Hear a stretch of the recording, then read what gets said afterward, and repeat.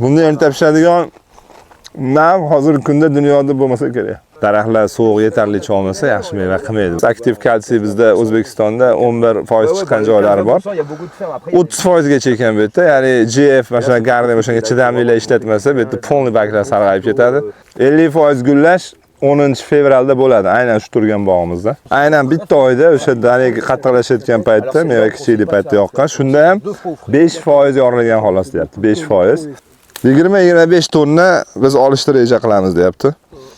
Shu sortdan va shu joydan. Yumshab qolishi mumkin agar kech teradigan bo'lsa. O'shaning uchun vaqtida terishni reja qilish kerak.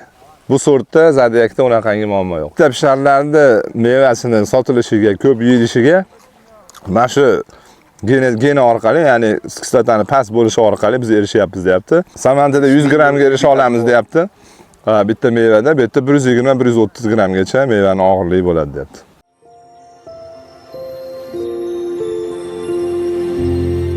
Assalomu alaykum.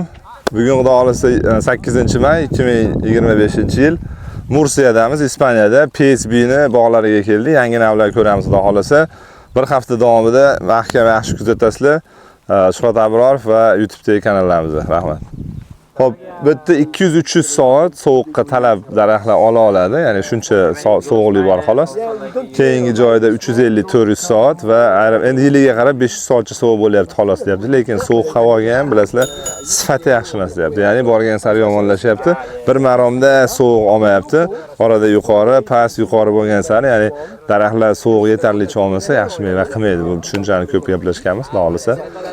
Va bu narsa bu yerlarda hisobga olinadi. Hozircha bizda muammo yo'q. Sovuq yetarlicha olyapti daraxtlarimiz. Termizda ham sekin-sekin yana ko'ramiz. Hop, bu yerda mana morza olingan, tuproq sifatsiz, sifatliroq tuproq to'plash uchun qilinadi bu odatda.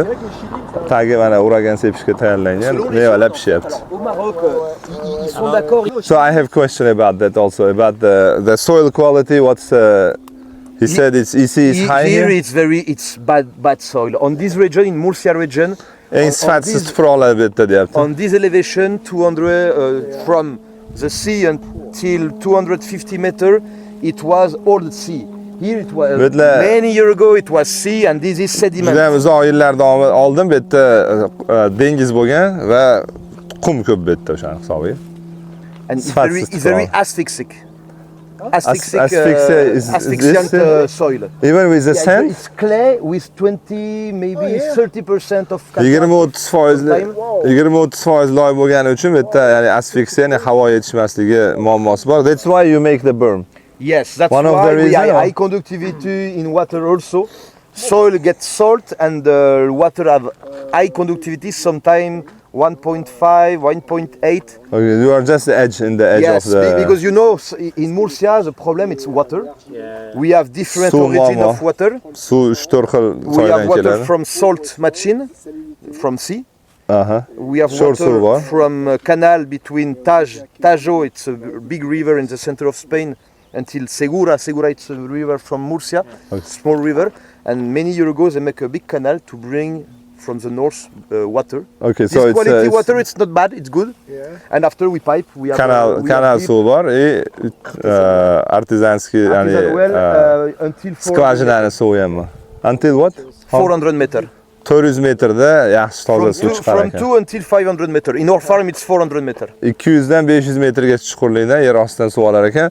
But how is this berm can help to decrease EC? So I didn't get this. When you irrigate so much irrigation in dripping after the salt coming from the soil and coming back. There is no salinity issue when you have more than 400, 500 millimeters of rainfall. Yes, it washes off. Of dry climate. It's washed off, yes. It should be washed off. Yeah, I just want to understand how berm is helping this to cope with this problem. If you use good water, to wash from the root area. If it's in the ground flat, we need to wash more. And there is more drainage. When you have big, in March we get maybe 400 millimeters of rain during 20-25 days. And if you don't put this cert, you have asphyxia and the roots died, because we use in Murcia Rootstock hybrid GF677 or Garnem. And both are sensitive to asphyxia. Endi bu yerda yana bitta muammo, loy ikkita narsaga foyda beradi deyapti. Mana morza qilishdi. birinchisi havolantirishni yaxshilashga, ya'ni loy ko'p deyapti bu yerda. Bo'lmasa o'lib ketadi yomg'irda 400 mm yoqqanda. Ikkinchisi EC, ya'ni bu 1,5-2 mikrosiemens deyapti, ya'ni millisiemens deyapti. Bu chegara, ya'ni undan yo'g'iga sho'rlikda o'sha daraxtlar hosildor pastga tushib ketadi. O'shani yuvishga, boshqaga ildiz qismidagi suvda yaxshi yuvilib, sho'rlik pastga ketishi uchun morza yordam beradi deyapti. Shu ikkita holatda biz ishlatamiz deyapti. Asosiy sabablari shu. Okay, so And for apricot, we use pH is high too, eh? It's high, yes. Okay. It's basic soil.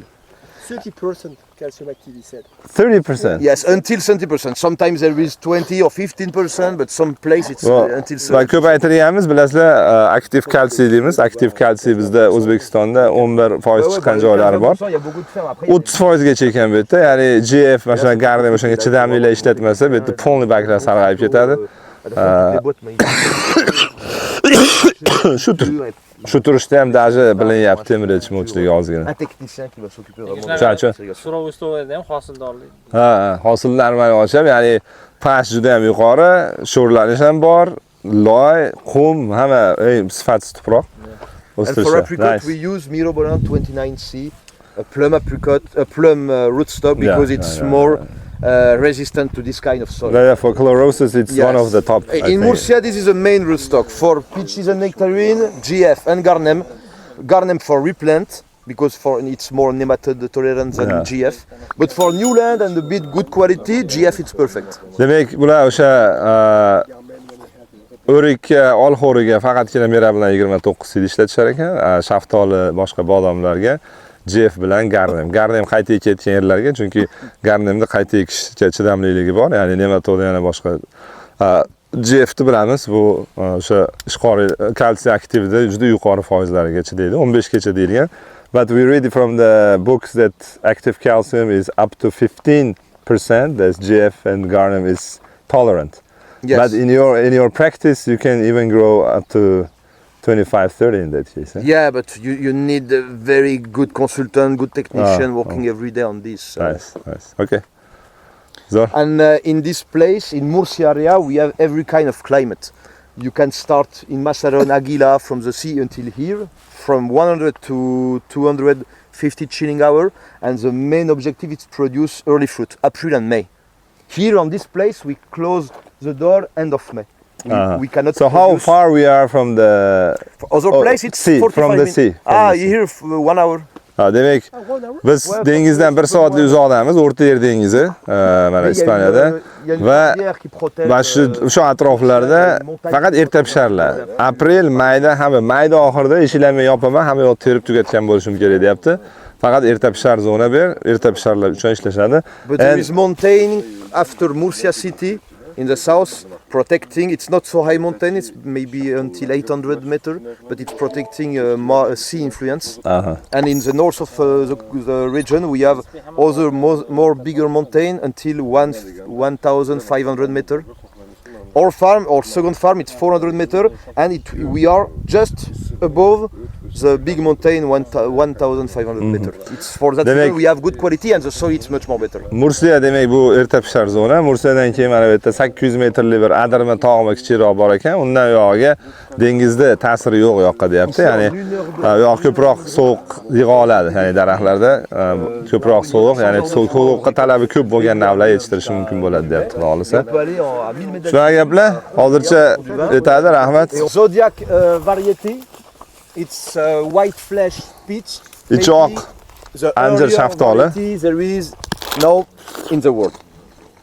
Bunda erta pishadigan nav hozirgi kunda dunyoda bo'lmasa kerak.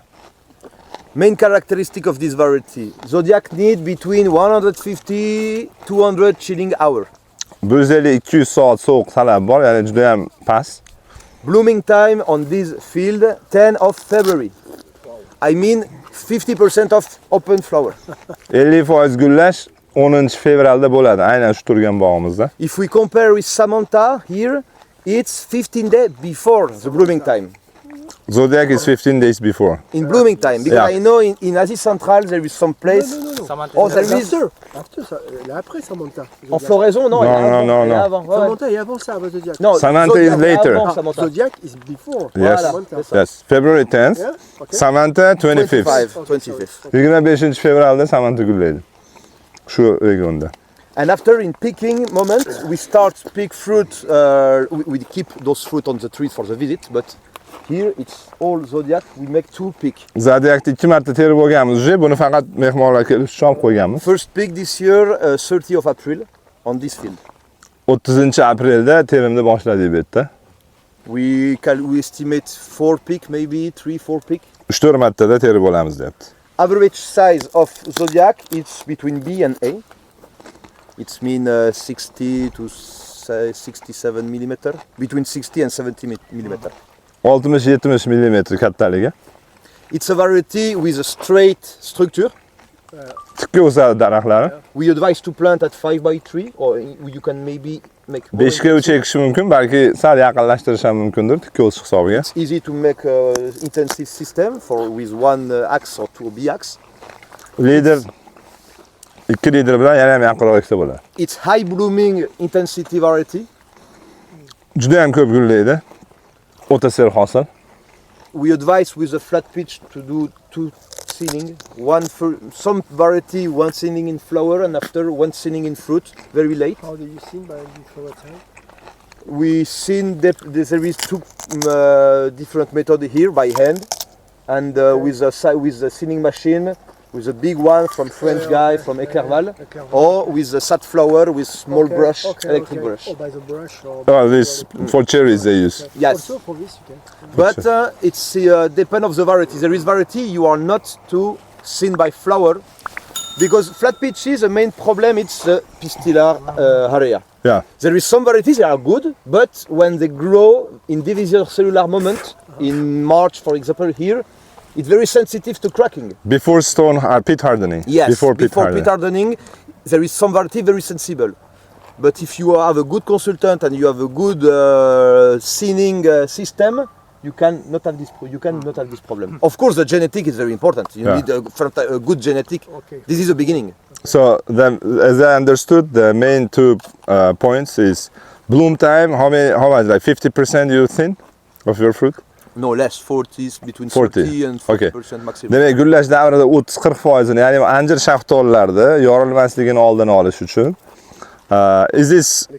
is this variety considered more tolerant to cracking or Yes, it's the first one. There is other one very new I will present you, but this is the first variety with very low rate of cracking.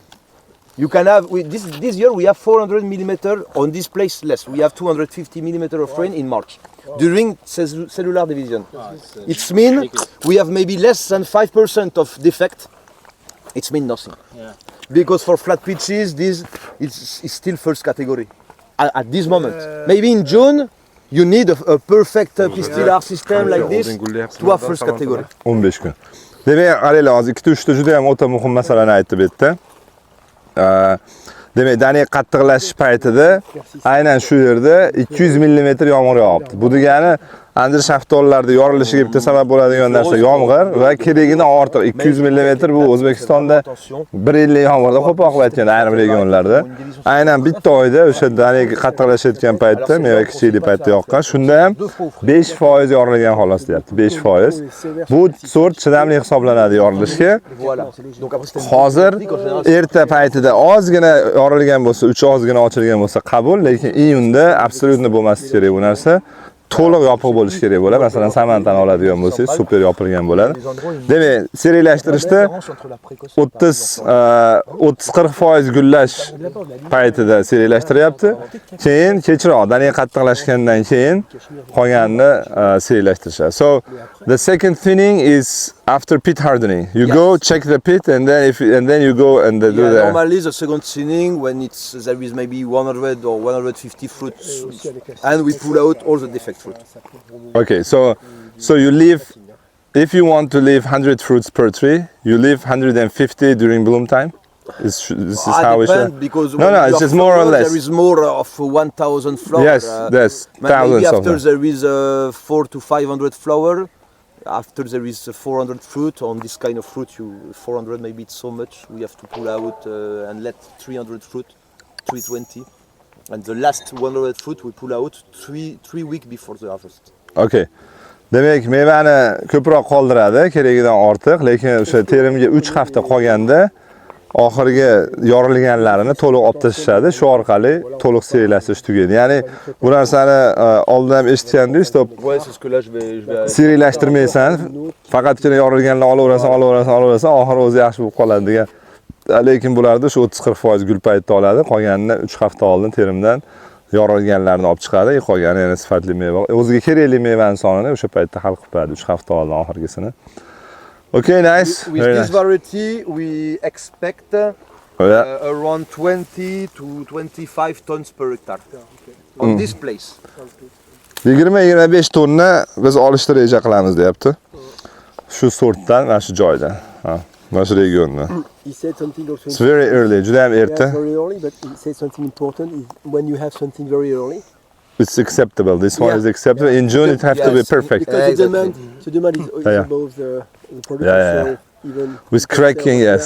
No, in Europe, nobody. Samantha is like perfect, you know. Yes. It's- But if we compare with Samantha, okay. it's Yeah. blooming and harvest before. Thank you, Fabian. Thank but you. the firmness, it's higher than Zodiac, than Samantha. Samantha, the main problem it's What's higher? Sorry? point. The firmness. Here. Yes, because higher. Samantha, It's fine. just the only problem of Samantha is the firmness. If you wait so much time to pick, this part it's sensitive in Samantha. Samantada yumshab qolishi mumkin agar kech teradigan bo'lsa. O'shaning uchun vaqtida terishni reja qilish kerak. Bu sortda Zodiacda unaqangi muammo yo'q. Ichi sariq bo'lgan nektarin, Copacabana. This is a second variety of the calendar in yellow flesh. It's just after Patagonia. Patagoniyadan keyin pishadigan kalendardagi ikkinchi nav hisoblanadi, erta pishar. They start to pick last week, 2nd of May. 2-mayda terim boshlangan. And blooming time, it's 5 of February. 5-fevralda gullaydi. Bu yerda. This variety need around 150 chilling hour. 150 soat sovuqqa talab bor. It's for low chilling place. We like this. Sovuqqa talabi kam bor davlatlarda, ya'ni regionlarda yetishtirsa bo'ladi bemalol. We very love this variety because it's the first Subacid variety we have in nectarine. Subacid, it means there is a rate of acidity very low, and when you beat fruit, you feel sugar and no acidity. Kislotasi kam bo'lgan nektarin hisoblanadi. Birinchi erta pisharlar ichida eng erta pishar, kislotasi past, ya'ni yeganda shirinligini bilinyapti, sirasi shakari bor. Shunchalik qattiqligi holatida shunchalik 20 bilinyapti. years ago, the first variety Subacid, it was end of May or beginning of June. And 20 nowadays, yil oldin mayda oxiri iyunda pishardi, ya'ni bunaqangi shaftollar shirin bo'lgan, kislotasi kam bo'lganlar hozir bir oyga surildi mana 20 yil ichida. and nowadays we reach this kind of variety end of April. It's fantastic because thanks to this variety, we increase the consume of fruit, for early fruit. Erta pisharlarda mevasini sotilishiga, ko'p yeyilishiga mana shu geni orqali, ya'ni kislotani past bo'lishi orqali biz erishyapmiz deyapti. Ya'ni aprelda oxirida o'sha maza qilib yeyish mumkin bo'ladi nektarin shaftollar. Copacabana have a good structure of tree. It's more open than Zodiac. Ochiqroq, Zodiacdan ko'ra ancha ochiq bo'lsa-da. We can estimate 28 tons per hectare with this variety. 27-28 tonna gektardan meva olamiz bundan. With B size average. B, A and C. So it is It's between 60 and 70, the same for Zodiac. But the Ultimate- weight, it's bigger because it's No. round shape. 60-70 mm razmeri va Zodiacdan ko'ra og'irligi, конечно, og'ir bo'ladi, chunki u yapaloq holatida 60-70 edi. For example, with Zodiac, we have 100 grams average per fruit. It's mean with a tree like this, we make 30 kilo, it's 20 tons per hectare. With this variety, we can make 120, 130 average size. Samantada 100 gramga erisha olamiz deyapti. Bitta mevada, bu yerda 120-130 gramgacha mevaning og'irligi bo'ladi deyapti. It's important to get this information when you are working on seeding moment with your consultant to know the potential of the variety, the yield. Like this, you count with the average weight and average size, and the yield average. You can get the number of pieces of fruit you let on. That's how we do. That's how Fabian and others are teaching us. Number one. It's very very important. Yeah. The fruit potential. Konsultantda, ya'ni umuman bilasizlar, oxirgi paytlarda YouTube'da ko'p aytyapmiz. Bitta daraxtda nechta meva qoldirishni sanash uchun jami bo'lib tonnadan kelib chiqamiz, qancha potensial bera oladi. Daraxtlar soniga bo'lamiz, oxir-oqibat bitta mevani grammini ham bilishimiz kerak. Chunki bozor qancha gram xohlayapti, o'shanga qarab tonna qo'yiladi va o'shanga qarab yetishtiriladi. Shu narsa o'ta muhim deyapti. Buni konsultantlar boshqalar o'rgatadi.